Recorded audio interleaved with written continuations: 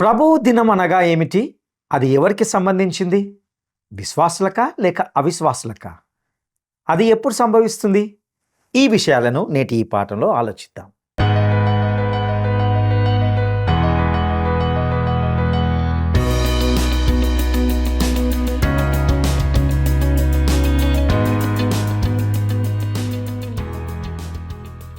ప్రియమైన స్నేహితులారా, word రిసౌండ్స్ today పక్షంగా నేటి ఈ కార్యక్రమానికి మిమ్మల్ని ప్రేమతో ఆహ్వానిస్తున్నాం.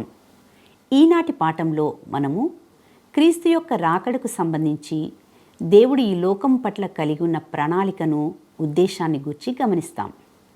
ముఖ్యంగా ఈ భాగంలో ఈ భూమి మీద సంభవించబోయే మహాశ్రమలను గూర్చిన వివరాలను, ప్రభు యొక్క దినమును గూర్చి ఇందులో తెలుసుకుంటాం. ఇక సందేశాన్ని విందామా? ఆత్మతో ఆరాధనా, ఆత్మతో ఆలాపనా, స్తుతి ఆరాధనే మా యేసురాజుకి, స్తుతి ఆరాధనే మా యేసురాజుకి, జగమేలు రాజుకి ఆరాధనా, ఆత్మతో ఆరాధనా.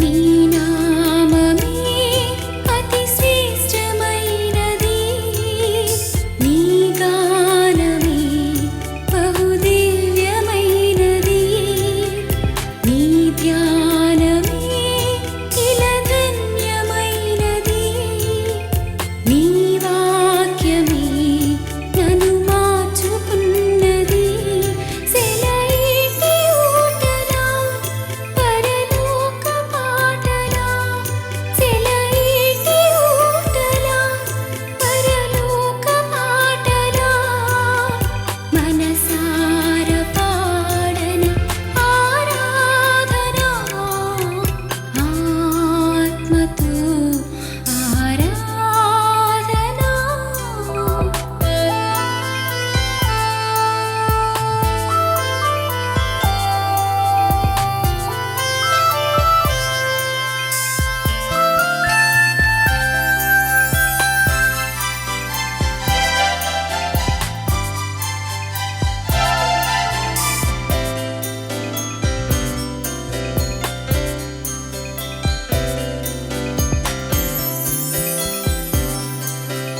నా జీవము ప్రభు యేసు కోసమే, నా దేహము సజీవయాగమే, నా సర్వము నా యేసు మహిమకే, నా స్వాస్థ్యము పరలోక రాజ్యమే, సెలయేటి ఊటలా పరలోక పాటలా, సెలయేటి ఊటలా పరలోక.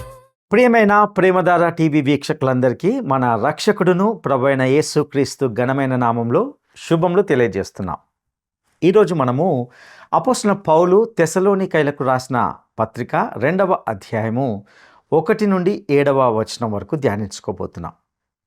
ఈ భాగంలో క్రీస్తు రాకడకు సంబంధించి దేవుడు ఈ లోకం పట్ల కలిగి ఉన్న ప్రణాళికను గమనిస్తాం. గతంలో గమనించిన విధంగా తెస్సలోనికైలకు రాసిన మొదటి పత్రిక 4వ అధ్యాయము 13వ వచనంలో సంఘము ఎత్తబడడాన్ని ప్రస్తావించబడింది. అదే సందర్భంలో ప్రభుదినం అంటే మహాశ్రమలకు ప్రారంభంను గూర్చి మరియు యేసు ప్రభు తన మహిమతో ఈ భూమి మీదికి వచ్చే సంఘటనను గూర్చి పౌలు ప్రస్తావించాడు. అయితే ఈ రెండవ పత్రికలో మహాశ్రమల వృత్తాంతాన్ని గురించి తేటగా నొక్కి చెప్పబడినప్పటికీ సంఘము ఎత్తబడే అద్భుతమైన సన్నివేశం కూడా మరొకసారి ఇందులో చూపబడిందని గ్రహిస్తాం. మొదట సంఘము ఎత్తబడుతుందని గుర్తుంచుకోవాలి. పౌలు తెసలోనిక సంఘానికి ఉత్తరాన్ని వ్రాస్తూ అన్నాడు, తెసలోనికలకు రాసిన 2వ పత్రిక 2వ అధ్యాయము 1-2 వచనాలు, సహోదరులారా, ప్రభుదినం ఇప్పుడే వచ్చి ఉన్నట్లుగా ఆత్మ వలనైనను మాట వలనైనను మా వద్ద నుండి వచ్చినదని చెప్పిన పత్రిక వలనైనను ఎవడైనను చెప్పిన ఎడల మీరు త్వరపడి చెంచల మనస్కులు కాకుండా వలననియు బెదరకుండా వలననియు మన ప్రభు అయిన యేసుక్రీస్తు రాకడను బట్టి మనము ఆయన యొద్ద కూడుకొనుటను బట్టి మిమ్ములను వేడుకుంటున్నాము. ప్రియులారా, గమనించండి, ప్రభు రాకడ అనేది విశ్వాసులుగా మనమంతా సమకూర్చబడే వేళ. ఇక్కడ పౌలు అంటున్నాడు, ఆయన రాకడను బట్టి, ఆయన వద్దకు మనమంతా సమకూర్చబడడాన్ని బట్టి నేను ఇప్పుడు ఈ మాట చెబుతున్నాను. ముందు సంఘము మధ్యాకాశానికి ఎత్తబడుతుంది. అది తీర్పు కాదు. సంఘానికి ఎటువంటి శిక్షా విధి లేదు. సంఘము ఎత్తబడిన తర్వాతే ప్రభు దినం వస్తుంది. మీరేమి కంగారు పడకండి, కలవరపడకండి, ఎవరేమి చెప్పినప్పటికీ నమ్మకండి. ప్రభు దినము సంఘము ఎత్తబడిన తర్వాత కానీ రాదు. ప్రభు దినం వచ్చినప్పుడు సంఘము ఇక్కడ ఉండదు. సంఘము ఎత్తబడడంతో కృపాయుగం ముగిసినట్లే. క్రీస్తు దినం అయిపోతుంది. అప్పుడు ప్రభు దిన తీర్పు కాలం ఆరంభమవుతుంది. ప్రియులారా, ప్రభు దినము పాత నిబంధనలో కూడా పలు చోట్ల పేర్కొనబడింది. సంఘము ఎత్తబడడం పాత నిబంధన గ్రంథంలో ఎక్కడా ప్రస్తావించబడలేదు. అయితే ప్రభు దినం రాత్రితో ఆరంభమవుతుంది. యోవేలు ప్రవక్త అది రాత్రివేళ అని అంటున్నాడు. అయితే సంఘం ఎత్తబడడం రాత్రివేళ కాదు, అది పగలు కాదు, చీకటి. అది తీర్పు కాలం, దేవుని ఉగ్రత కాలం. హీబ్రూ వారి కాలమాన నిర్ణయం ప్రకారము రోజు అనేది రాత్రితో ఆరంభమవుతుంది. ఆదికాండము 1వ అధ్యాయము 5వ వచనం ఏమంటుందంటే, అస్తమయము ఉదయము కలగగా ఒక దినమైంది. ప్రియులారా, తెసలోనికైలతో పౌలు అంటున్నాడు, మీ దగ్గరికి ఎవరెవరో వచ్చి ఏమేమో చెబుతుంటారు, ఏదో పత్రిక తెచ్చి అది మీకిచ్చి అది నేనే రాసింది అని చెబుతారు. ఈ ఫోర్జరీ పత్రికలను నమ్మకండి. ప్రభు దినం వచ్చేసిందని చెప్పి మిమ్ములను మభ్యపెట్టాలని చూస్తారు. మోసపోకండి. ప్రభు దగ్గర నుంచి మాకు నేరుగా దర్శనం వచ్చిందని చెప్పి మిమ్ములను బుకాయిస్తారు. కానీ వాస్తవానికి వాక్యంలో ఏముందో వారికి తెలియదు. వారు వాక్యాన్ని శ్రద్ధగా అధ్యయనం చేసిన వారు కాదు. కళ అంటారు, దర్శనం అంటారు, ప్రత్యక్షం అంటారు. మిమ్మలను కలవర పెట్టాలని చూస్తారు. వినకపోతే, వాక్యము అధ్యయనం చేయకపోతే విశ్వాసం కలగదు. నీవు విశ్వాసివి కాలేవు. తెసలోనిక సంఘస్థులకు ఇదే జరిగింది. పౌలు చెప్పనిది వ్రాయనిది ఆయనే చెప్పాడని ఏదో పత్రికను తెచ్చి ప్రచారం చేస్తున్నారు. పౌలు, తిమోతి, శీల ఈ ముగ్గురి సంతకాలను ఫోర్జరీ చేసి, అనగా దొంగ సంతకం చేసి ఎవరో ఈ దుర్బోధలు చేస్తున్నారు. ఎందుకు? ఇంతకీ వారు ఏం చెప్తున్నారు? ప్రభుదినం వచ్చింది, అది ఇప్పుడు నడుస్తున్నది. ఇదే వారి దుర్బోధ. వాస్తవానికి తెసలోనిక సంఘము ఒక సమస్య ఎదుర్కొన్నది. అదేమిటంటే, వారు శ్రమలు అనుభవిస్తూ అనుకున్నారు, ఇవే ఆ మహాశ్రమలేమో, ఇదే దేవుని ఉగ్రత ఏమో అని వారు భయపడుతున్నారు.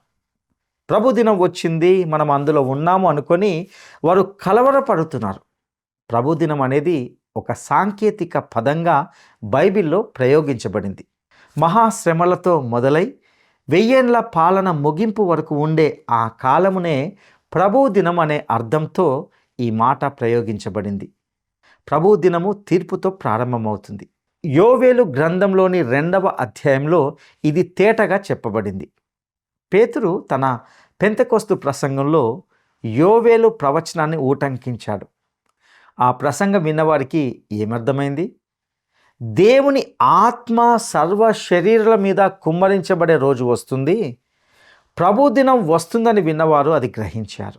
అపోస్తల కార్యములు 2వ అధ్యాయము 20వ వచనంలో పేతురు అన్నాడు, ప్రభు ప్రత్యక్షమగు ఆ మహాదినము రాక మునుపు సూర్యుడు చీకటిగాను చంద్రుడుగా రక్తముగాను మారుదురు.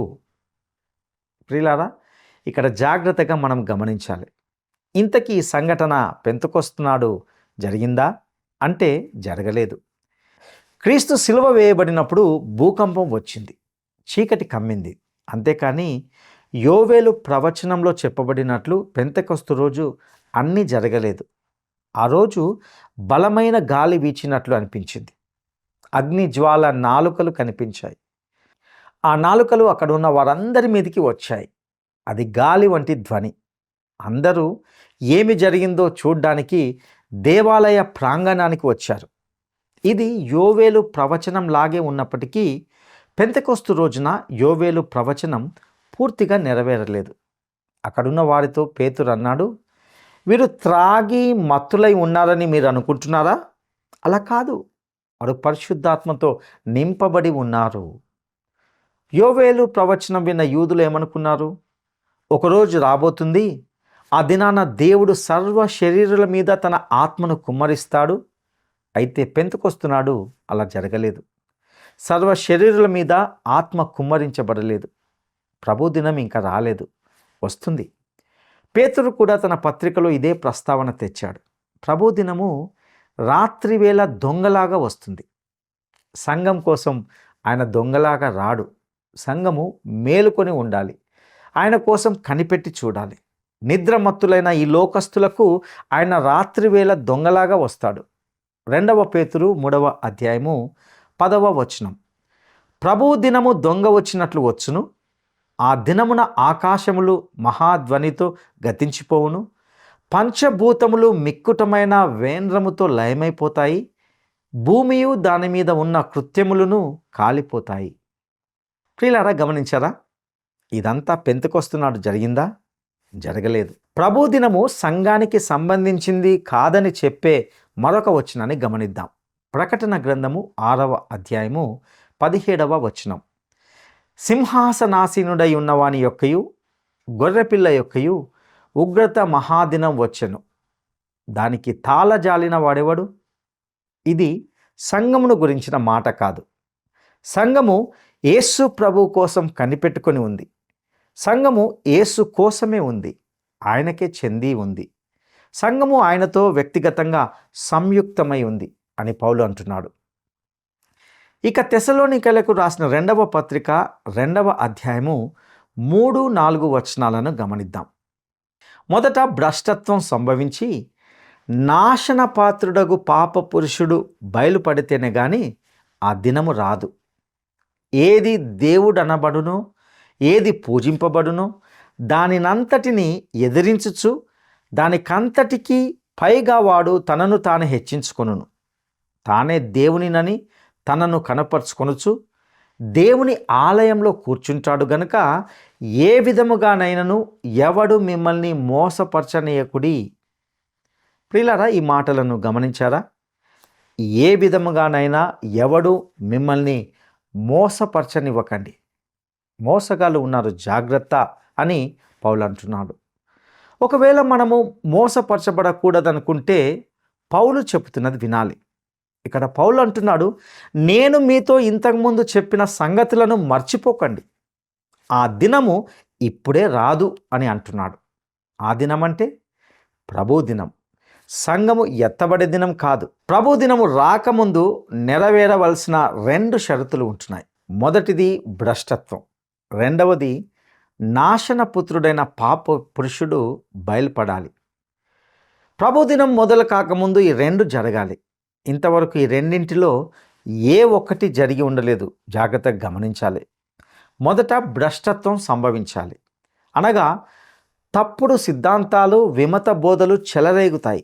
భ్రష్టత్వం అనగా సత్యము నుండి తొలగిపోవడం అని అర్థం. పౌలు అంటున్నాడు, ప్రభువు దినము ప్రారంభానికి ముందే తొలగిపోవడం అనేది ముందు వస్తుంది. తొలగిపోవడం అనేది 2 విధాలుగా ఉంటున్నది. మొదటిది, ప్రభు దిన ఆరంభానికి ముందుగానే సంస్థాగతమైన సంఘము విశ్వాసము నుండి తొలగిపోతుంది. దీనినే మనము భ్రష్టత్వము లేక విమత ధోరణి అని అంటాం. రెండవదిగా, ప్రభువు వచ్చినప్పుడు భ్రష్టత్వం అనేది పూర్తిగా చోటు చేసుకుంటుంది. అయితే వాస్తవం ఏమిటంటే నిజమైన సంఘము ఎత్తబడే వరకు ఇది జరగదు. లూకాసు సువార్త 18వ అధ్యాయము 8వ వచనంలో ప్రభువు అన్నాడు, మనుష్య కుమారుడు వచ్చినప్పుడు ఆయన భూమి మీద విశ్వాసం ఉండడం కనుగొనునా? ప్రియులారా, ఇక్కడ విశ్వాసం అనగా అసలు అర్థం ఏమిటంటే ప్రభువు మనకిచ్చిన సర్వసత్యము. ప్రభు అడిగిన ప్రశ్నకు జవాబు ఏమిటంటే విశ్వాసంను ఆయన కనుగొనడు. సత్యము నుండి తొలగిపోయిన వారే మిగిలిపోతారు. సంపూర్ణ భ్రష్టత్వం అనేది 2 విషయాలతో ముడిపడి ఉంది. ఒకటి, సంఘ వ్యవస్థ విశ్వాసం నుండి తొలగిపోతుంది, అనగా సత్యము కల్తీ అయిపోతుంది. 2, అసలైన సంఘము ఈ భూమి మీద నుండి ఎత్తబడుతుంది. ఈ విధంగా భ్రష్టత్వం అనేది ఈ భూమి మీద సంపూర్ణంగా చోటు చేసుకుంటుంది. సంఘము ఎత్తబడేంత వరకు కూడా ప్రభు దినం కానీ లేక మహాశ్రమల కాలం కానీ ప్రారంభం కాదు. అంతవరకు ప్రభు దినం రాదు. సంఘము ఎత్తబడే విషయం గురించిన వివరాలను మరలా పౌలు ఇక్కడ ప్రస్తావించడం లేదు. ఎందుకంటే ఈ అంశాన్ని గురించి తెస్సలోనికైలకు రాసిన మొదటి పత్రికలో సంఘముతో ఆయన విపులంగా చర్చించాడు. తెస్సలోనికైలకు రాసిన మొదటి పత్రిక 4వ అధ్యాయము 16-17 వచనాల్లో ఈ సంగతి స్పష్టం చేశాడు. ఆర్భాటముతోనూ ప్రధాన దూత శబ్దముతోనూ దేవుని బూరతోనూ పరలోకం నుండి ప్రభు దిగి వచ్చును. క్రీస్తునందుండి మృతులైన వారు మొదట లేతురు. ఆ మీదట సజీవులమై నిలిచియుండు మనము వారితో కూడా ఏకంగా ప్రభువును ఎదుర్కొనుటకు ఆకాశ మండలమునకు మేఘముల మీద కొనిపోబడతాము. కాగా మనము సదాకాలము ప్రభువుతో కూడా ఉందుము. ప్రియులారా, ఈ విధంగా సంఘము ఎత్తబడుతుందని ఇంతకుముందు పౌలు వివరించాడు. అయితే ఇక్కడే విడువబడిన సంఘము ఒక సంస్థగా, వ్యవస్థగా విశ్వాసం నుండి తొలగిపోయి ఉంటుంది. ప్రకటన గ్రంథము 17వ అధ్యాయంలోని మహావేశ్యగా చెప్పబడింది ఈమె, ఈ సంఘమే. పౌలు లవోదికయ సంఘానికి ఉత్తరాన్ని వ్రాశాడు. ఇది 7వ సంఘము, చిట్ట చివరిది. ఈ సంఘము భ్రష్టు పట్టిన సంఘము. ఇప్పుడు మనం ఉన్న సంఘ యుగము ఇదే. నిజమైన విశ్వాసులు ఎత్తబడిన తర్వాత మిగిలిన సంఘమే ఈ లవోదికయ. రాను రాను లవోదికయ విశ్వాసం నుండి, సత్యం నుండి పూర్తిగా తొలగిపోతుంది. విశ్వాసులు అనగా అసలైన సిసలైన విశ్వాసులు పైకి ఎత్తబడతారు. అప్పుడు ఈ లోకం హర్షిస్తుంది, కానీ అది ప్రభు దినమని, శ్రమలకు ఆరంభమని, భయంకరమైన తీర్పు దిన ఆరంభమని వారు గ్రహించరు. ఈ లోకం మహాశ్రమల కాలంలో జరగబోయేది గ్రహించలేక 1000 ఏళ్ల పాలనలో ప్రవేశిస్తామని అనుకుంటారు. అది వారి భ్రమ. లోకము ఎన్నడూ కనివిని ఎరగని శ్రమలు వస్తాయి. సంఘం ఎత్తబడుతుంది. అప్పుడు ఈ లోకము ఈ విషయమై సంతోషించవచ్చు, కానీ మహాశ్రమల్లో లోకం గతి ఏమవుతుందో వారికి తెలియదు. వారు మహాశ్రమల కాలంలోకి ప్రవేశిస్తారు. ఇక మరొక విషయం ఏమిటంటే పాప పురుషుడు బయలుపరచబడతాడు. ఇతడు నాశనపుత్రుడు. ఇతడే అంత్యక్రీస్తు. అతడు బయలుపరచబడే సమయానికి అప్పటికే మహాశ్రమల కాలము ప్రారంభమై ఉంటుంది. బైబిల్లో అంత్యక్రీస్తుకు 30 బిరుదులున్నాయి. పాత నిబంధనలో కూడా పలు చోట్ల అంత్యక్రీస్తు పేర్కొనబడ్డాడు. ఇంతకీ ఈ అంత్యక్రీస్తు ఎవరు? అతడు సైతాను మనిషి. వీడు రోమా సామ్రాజ్యాన్ని పునరుద్ధరిస్తాడు. వీడు ప్రపంచ నియంత అవుతాడు. అతడు ఈ లోకాన్ని మోసం చేస్తాడు. అతడు ప్రస్తుతం ఈ లోకంలో ఎక్కడో ఉన్నాడు. మహాశ్రమల కాలం ఆరంభమయ్యే వరకు కూడా అతడు బయటికి రాడు. ఈ అంత్యక్రీస్తు తానే దేవునని ప్రగల్భాలు పలుకుతాడు. ప్రకటన గ్రంథము 13వ అధ్యాయంలో సముద్రంలో నుండి వచ్చిన మృగం అంత్యక్రీస్తే. పశ్చిమ ఐరోపాను తిరిగి ఉద్ధరిస్తాడు, కానీ తానే దేవునని చాటుకుంటాడు. అతడే క్రీస్తు అని ప్రజలు కూడా భ్రమపడతారు. అది ఒక పెద్ద అబద్ధం. ఇక తెస్సలోనికైలకు రాసిన 2వ పత్రిక 2వ అధ్యాయము 5వ వచనాన్ని గమనిద్దాం. నేనింకను మీ యొద్ద ఉన్నప్పుడు ఈ సంగతులను మీతో చెప్పినది మీకు జ్ఞాపకం లేదా? ప్రియులారా, ఈ వచనాన్ని గమనించారా? పౌలు ఈ విషయాలను గురించి మాట్లాడడానికి ఏమాత్రము సంకోచించడం లేదు. ప్రసంగికుడు అనేవాడు ఇలాంటి అంశాలను అంతగా బోధించకూడదని కొంతమంది అంటుంటారు. కానీ పౌలు మాత్రము అంతకుముందే ఈ అంత్యక్రీస్తుని గూర్చి వారికి చెప్పాడు. అందుచేతనే అతడు వారితో ఈ సంగతులను మీతో చెప్పినది మీకు జ్ఞాపకం లేదా అని అడుగుతున్నట్లుగా చూస్తాం. ఇక తెస్సలోనికైలకు రాసిన 2వ పత్రిక 2వ అధ్యాయము 6వ వచనాన్ని గమనిద్దాం. కాగా వాడు తన సొంత కాలమందు బయలుపరచబడవలనని వానిని అడ్డగించినది ఏదో అది మీరెరుగుదురు. ప్రియులారా, ఇంతకీ లోకంలో చెడును అరికట్టేది, అడ్డగించేదెవరు? నిశ్చయంగా అది పరిశుద్ధాత్మే. పరిశుద్ధాత్మ తన నేతృత్వంలో చెడుగును పాపాన్ని బరితెగిపోకుండా అరికడతాడు. పరిశుద్ధాత్మ చేసే పని ఏ ప్రభుత్వం చేయలేదు. ఇక తెస్సలోనికైలకు రాసిన 2వ పత్రిక 2వ అధ్యాయము 7వ వచనాన్ని గమనిద్దాం. ధర్మ విరోధ సంబంధమైన మర్మము ఇప్పటికే క్రియ చేయుచున్నది కానీ ఇది వరకు అడ్డగించుచున్నవాడు మధ్య నుండి తీసివేయబడు వరకే అడ్డగించును. ఈ వచనాన్ని మరొక మాటలో చెప్పాలంటే ధర్మ విరోధ సంబంధమైన మర్మము ఇప్పుడు పనిచేస్తున్నది. ఇంతవరకు అడ్డగిస్తున్నవాడు తీసివేయబడే వరకే అడ్డగిస్తాడు. వాస్తవానికి పౌలు కాలం నాటికే ధర్మ విరోధ మర్మము పనిచేయడం మొదలుపెట్టింది. అది ఇప్పటి వరకు పనిచేస్తూనే ఉన్నది. మత్తయి సువార్త 13వ అధ్యాయంలో ప్రభువు దీన్ని గురించే ఒక ఉపమానంగా చెప్పాడు. అందులో ఈ లోక పరిస్థితిని ప్రభు వివరించాడు. ఇవి పరలోక మర్మాలు. లోకము, సంఘము, వీటి పరిణామాలు ఎలా ఉంటాయో ప్రభువు ఉపమానాల్లో బోధించాడు. లోకమే పొలం. అందులో దేవుని వాక్యమనే విత్తనాలను చల్లుతున్నాం. మనము చల్లేది గోధుమ విత్తనాలు, కానీ సైతాను దొంగచాటుగా వచ్చి గురుగులు విత్తుతున్నాడు. గోధుమలు, గురుగులు కలిసి పెరుగుతున్నాయి. దేవుని వాక్యం ఒకవైపు, ధర్మ విరోధం మరొక వైపు పనిచేస్తున్నాయి. లోకము రాను రాను చెడిపోతున్నది. అయితే దేవుని వాక్యం మంచి ఫలితాలను ఇస్తున్నది. విశ్వవ్యాప్తంగా దేవుని వాక్యము ప్రకటించబడుతున్నది. తలుపులు తెరిచి ఉన్నాయి. వాక్యము ప్రబలమవుతున్నది. గోధుమలు పెరుగుతున్నాయి. వాటితో పాటు గురుగులు కూడా పెరుగుతున్నాయి. ధర్మ విరోధమైన క్రియలు పెచ్చరిల్లిపోతున్నాయి.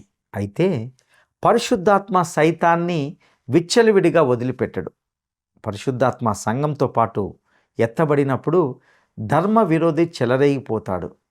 పరిశుద్ధాత్మ సంఘంలో ఉండి సంఘము ద్వారా పనిచేస్తాడు. పరిశుద్ధాత్మ ఎప్పుడు తీసివేయబడతాడు? సంఘము ఎత్తబడినప్పుడే పరిశుద్ధాత్మ కూడా తీసివేయబడతాడు. అనగా సంఘాన్ని పరిశుద్ధాత్మే పైకి ఎత్తుకుపోతాడు. మహాశ్రమల కాలంలో పరిశుద్ధాత్మ ఉంటాడా అంటే ఉండడు. పెంతెకోస్తుకు ముందు పరిశుద్ధాత్మ లేడా? ఉన్నాడు. పాత నిబంధన కాలంలో పరిశుద్ధాత్మ ఉన్నాడు, కానీ అప్పుడు పరిశుద్ధాత్మ పరిచర్య వేరు. అలాగే సంఘం ఎత్తబడిన తర్వాత పరిశుద్ధాత్మకు ఇక్కడ మరొక పరిచర్య ఉంది. విమోచన దినం వరకు పరిశుద్ధాత్మ మనలను ముద్రిస్తున్నాడు. మనలను యేసు ప్రభువుకు అప్పగించే వరకు ఆయన మనలను నడిపిస్తాడు. సంఘమును యేసు ప్రభువుకు అప్పగించిన తర్వాతే ఆయన తిరిగి భూమి మీదకి వస్తాడు, పరిచర్య చేస్తాడు. అయితే అప్పుడు పరిశుద్ధాత్మ చెడును అరికట్టడు. సైతాన్ని కొంతకాలం అలా వదిలేస్తాడు. అప్పుడు మనము ఈ లోకంలో ఉండము. అందుని బట్టి దేవునికి స్తోత్రం. ఇక తెస్సలోనికైలకు రాసిన 2వ పత్రిక 2వ అధ్యాయము 8వ వచనాన్ని గమనిద్దాం. అప్పుడా ధర్మ విరోధి బయలుపరచబడును, ప్రభువైన యేసు తన నోటి ఊపిరి చేత వానిని సంహరించి తన ఆగమన ప్రకాశం చేత నాశనం చేయును. ప్రియులారా, అది సైతాను పట్టపగ్గాలు లేకుండా రెచ్చిపోయే కాలం. అప్పుడు ధర్మ విరోధి బయలుపరచబడతాడు. వాడు పాప పురుషుడు, అంత్యక్రీస్తు. అతడు నియంత. అతన్ని ఎవరు ఆపలేరు. ప్రభువు మాత్రమే ఆ పని చేయగలడు. ఐగుప్తులో ఉండగా దేవుని ప్రజలు నిస్సహాయులు. దేవుడు వారిని విమోచించాడు. అలాగే మహాశ్రమల కాలంలో విశ్వాసులు అంత్యక్రీస్తు క్రింద నిస్సహాయులుగా ఉంటారు. అయితే క్రీస్తే వారిని కాపాడుతాడు. ప్రభువు వచ్చి తన రాజ్యాన్ని స్థాపిస్తాడు. ప్రభువైన యేసు తన నోటి ఊపిరి చేత, తన ఆగమన ప్రకాశం చేత అంత్యక్రీస్తును నాశనం చేస్తాడు. నోటి ఊపిరి అంటే ఏమిటి? ఆయన నోటి నుండి వెలువడే వాక్యం. అది రెండంచుల పదునైన ఖడ్గం. దేవుని వాక్యమే ఈ సృష్టికి మూలం. ఆయన నోరు తెరిచి మాట్లాడితే అది వెంటనే జరుగుతుంది. ఆదికాండము 1వ అధ్యాయము 3వ వచనం, దేవుడు వెలుగు కావాలి అని పలకగా వెలుగు కలిగింది. యేసుక్రీస్తు సజీవమైన దేవుని వాక్యమే. ఈ రోజున మనకు బైబిల్ ఉన్నది. ఇది వ్రాయబడిన దేవుని వాక్యం. వ్రాయబడిన దేవుని వాక్యము శరీరం ధరించి యేసుక్రీస్తుగా అవతరించడం విశేషం. యేసు ప్రభువు తిరిగి వచ్చినప్పుడు ఆయన సజీవమైన దేవుని వాక్యమై వస్తాడు. ఇక తీతు పత్రిక 2వ అధ్యాయము 11వ వచనం ఏమంటుందో గమనిద్దాం. సమస్త మనుషులకు రక్షణకరమైన దేవుని కృప ప్రత్యక్షమైంది. ప్రియులారా, కృపాసహితమైన మహిమాన్వితమైన యేసు ఆగమనము అపారమైన శక్తి గలది. ఆయన మొదట తన సంఘాన్ని లోకము నుండి మధ్యాకాశానికి పరిశుద్ధాత్మ ద్వారా తెప్పించుకుంటాడు. ఆ తర్వాత ఆయన వచ్చి తన రాజ్యాన్ని ఈ భూమి మీద స్థాపిస్తాడు. ఆయన మొదటి రాకడను గమనించండి. ఆయన ఒక శిశువై బెత్లెహేముకు వచ్చాడు. ఆ తర్వాత తన 30వ ఏట బహిరంగ సేవ ఆరంభించాడు. దేవాలయంలో ప్రవేశించాడు, శుద్ధి చేశాడు. అలాగే తన 2వ రాకడలో కూడా 2 ప్రాముఖ్యమైన ఘట్టాలు ఉంటున్నాయి. మొదట తన సంఘాన్ని మధ్యాకాశానికి పిలుస్తాడు. ఆ తర్వాత ఆయనే స్వయంగా ఈ భూమిపైకి వస్తాడు, తన రాజ్యాన్ని స్థాపిస్తాడు. అప్పుడు అంత్యక్రీస్తు నాశనం అవుతాడు. యేసు ప్రభు యొక్క ఆగమన ప్రకాశము అతన్ని సంహరిస్తుంది. ప్రియా సహోదరుడా, సహోదరి, నీవు ఈ యేసుని నీ స్వకీయ రక్షకునిగా ఎరుగుదువా? ఆయన వచ్చినప్పుడు మధ్యాకాశానికి ఎత్తబడే సంఘంలో నీవు ఉంటావా? అట్టి నిశ్చయత నీకున్నదా? అయితే ఈ పాట నీ కోసమే. ఇప్పుడే యేసుక్రీస్తును నీ రక్షకునిగా అంగీకరించి రక్షణ పొందగలవు. అటి కృప దేవుడు మీకు దయచేయనుగాక. దైవాశీస్సులు.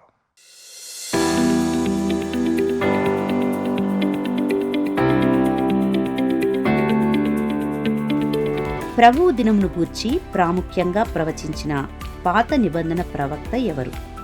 ప్రభువు దినమును గూర్చి ప్రాముఖ్యంగా ప్రవచించిన పాత నిబంధన ప్రవక్త ఎవరు?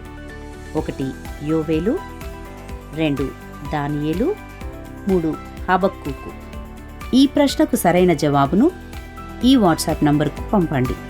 మా వాట్సాప్ నంబర్ 9399952570. ఈ సందేశము ద్వారా క్రీస్తునందు విశ్వాసం ఉంచిన ప్రతి ఒక్కరూ మహాశ్రమల గుండా వెళ్ళరు అనే మాటను బట్టి ఎంతగానో సంతోషించవలసిన వారమై ఉంటున్నాము.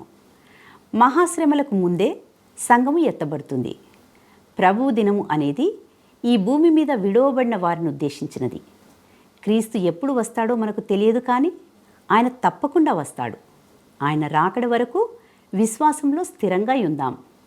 మరిన్ని లోతైన సత్యాలు తెలుసుకోవడానికి స్క్రీన్ మీద కనబడే ఫోన్ నంబర్తో మమ్మల్ని సంప్రదించండి. దేవుని కృప మీకు తోడైయుండునుగాక. ఆమేన్. ఈ కార్యక్రమం మీకు నచ్చిందా? అయితే వెంటనే మిస్డ్ కాల్ ఇవ్వండి. బహుమతి పొందే విజేత మీరే కావచ్చు.